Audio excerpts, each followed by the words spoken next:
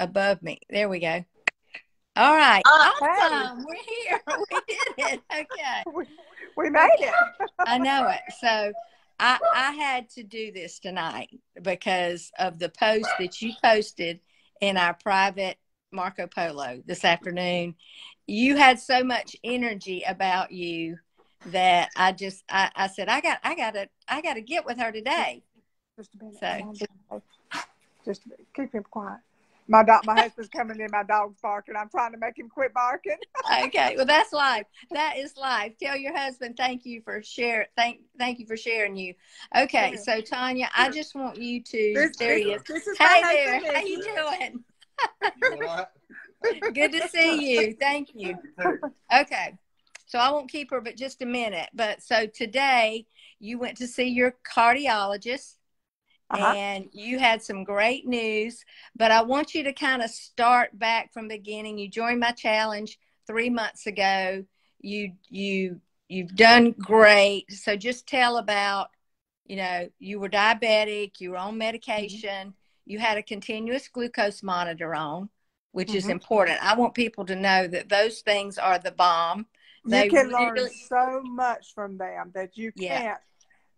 Without it, it's just a blessing. Anybody that's a diabetic, a doctor ought to give it to them free.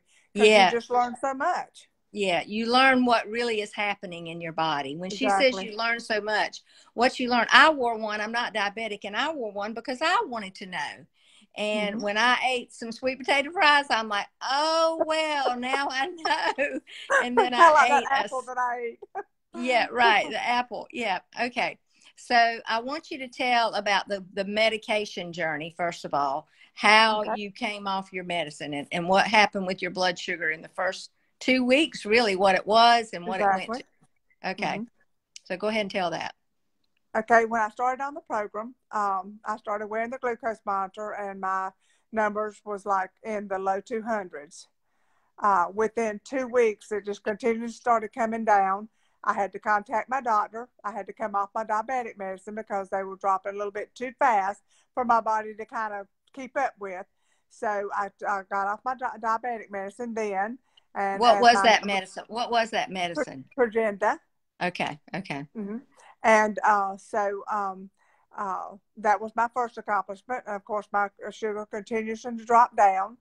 And okay, then, so tell everybody what you were doing that was bringing your sugar down. Eating healthy, keto healthy, Miss Nancy.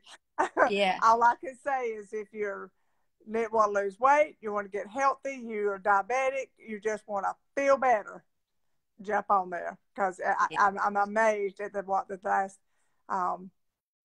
3 months of my life, how they've changed, how my numbers has changed, and how much healthier that I am.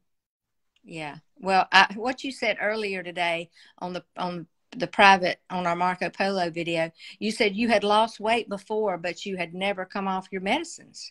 Well, I came off of them, but it was like a little bit at the time, slowly, a little bit, and it took like over 6 to 7 months. Right. So that's what has just amazed me about this program, because like I said, within 2 weeks, I was coming off my diabetic medicine.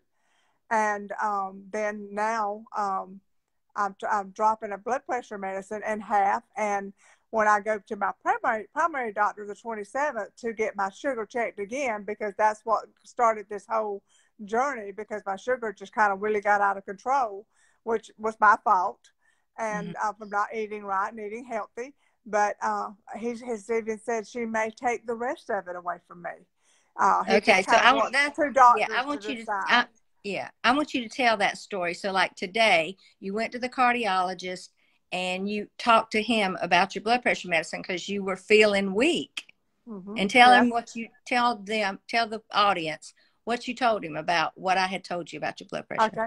When I went in, he asked me how I was feeling. I told him really good, and except for one thing, I told him what program I was on. He knew Miss Nancy because I went to Vidalia, and I started, telling him everything else as far as was great, but the weakness, and sometimes I just didn't understand, and that Miss Nancy had guided us toward, if you was on blood pressure medicine, to keep a check on that. So the last 2 weeks I had done that.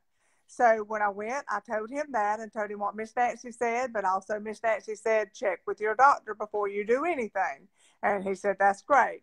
And so the minute we started talking, he looked and he saw the other medicines that I had dropped, the diabetic, the stomach medicine, a water pill, and now we're cutting my blood pressure pill in half.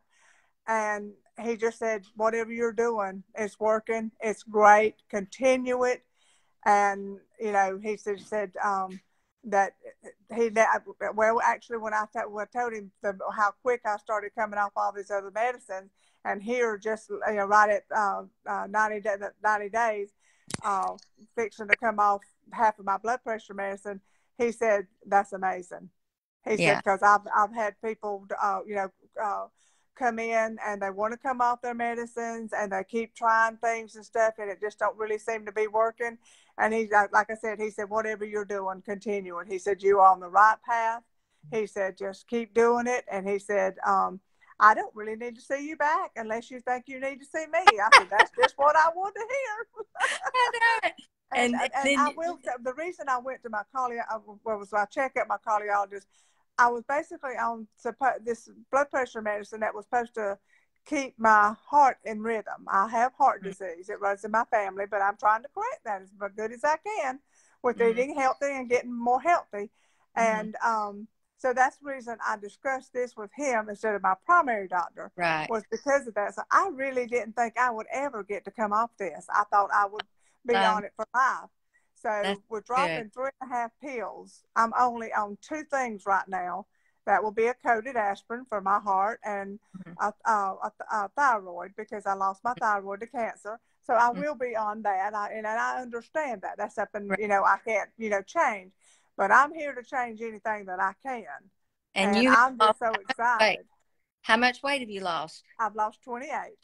Yeah, and your goal I'm striving for 30 before I go the 27th of this month to see my primary doctor.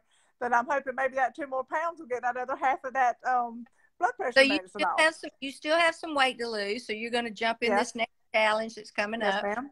I want y'all to know I've got another challenge that's going to be starting. So next week I'm going to be launching that. So if you're interested in this, you need to get with me. You need to message me and let me hear from you. And I'm going to be doing every night, I think starting Sunday night, I'm going to be doing, you know, some teaching about really what Tanya's learned.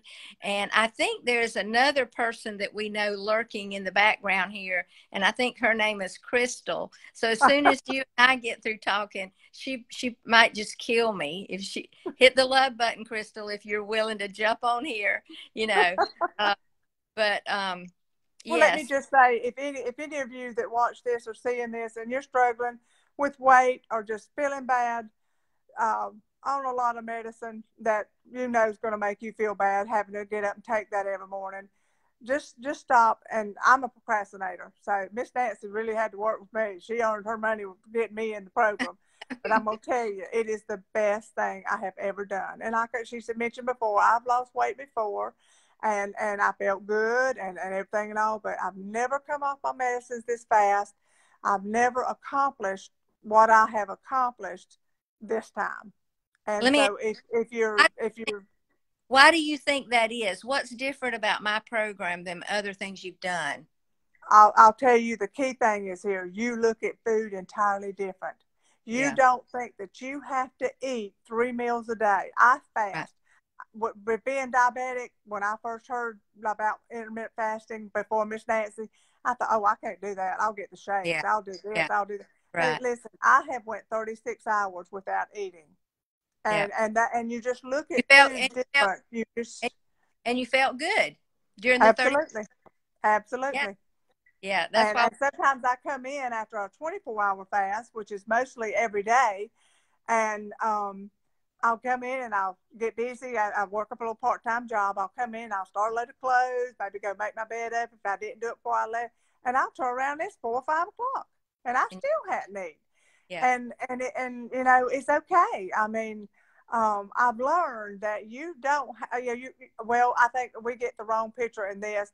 You think you have to eat to feel good. You think you have to eat to satisfy yourself. You think you have to just you just think you have to eat. You know, you get together with people just to eat. You know, well, you can get together and do so many other things than eat. Right. And I've learned that. I did for a long time. My husband and my brother-in-law used to joke that we would get together for a meeting to eat so we could discuss when we was going to eat again.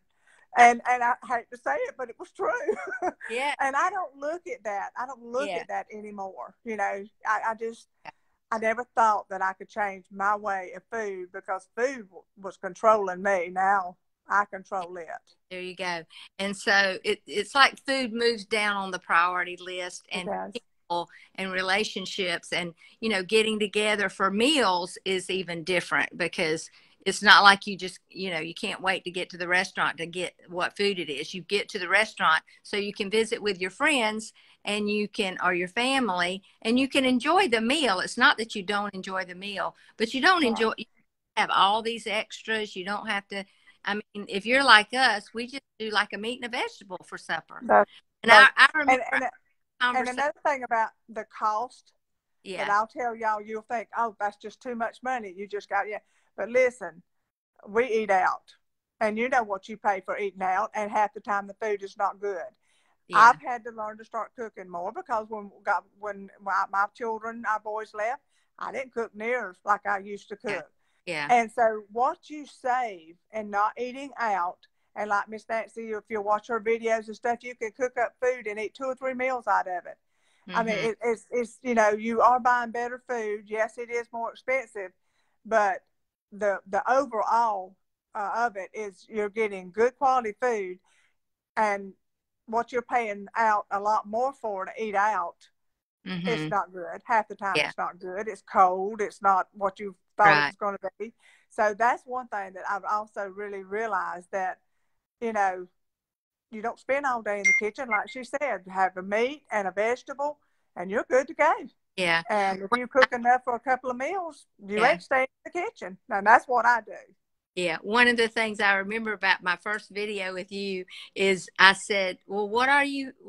I said, do you cook? And you said, no, I'll eat. And you said, well, and I said, so what did you eat yesterday? And you said, well, we had a hot dog. I'm like, well, then you cooked. Cook a hot dog. I mean, you had to go in that kitchen and you had to prepare something. And people say, well, I don't really cook. And I'm like, but you're preparing some kind of food. You're getting food somehow or another. And so why wouldn't you get it in a healthy way, quickly, easily, but have it to be, that's what we call food prep, something that you could have tomorrow too, you know. So instead of just 3 pork chops, cook 6 and have day. So a lot of information you're going to learn in the channel. But thank you so much, Tanya. I had to get on here, capture that energy, because you were just like a little girl, you know. Well, I come home when I was so hyped up. I got out there and walked, and then I was sitting here earlier a few minutes ago, and I thought, well, I feel good. I'm gonna go walk again. So, you know, it's just amazing how it changes the way you think about things, what you're able to do. I mean, I could walk before, but I can't walk like I can now, because, you know, you strap a 30-pound bag of sugar on you and try to walk, and then without it, you know, there's a big difference. And so all I can say, don't procrastinate like I did. Jump on there and do the best thing you can do for your life, because it's one.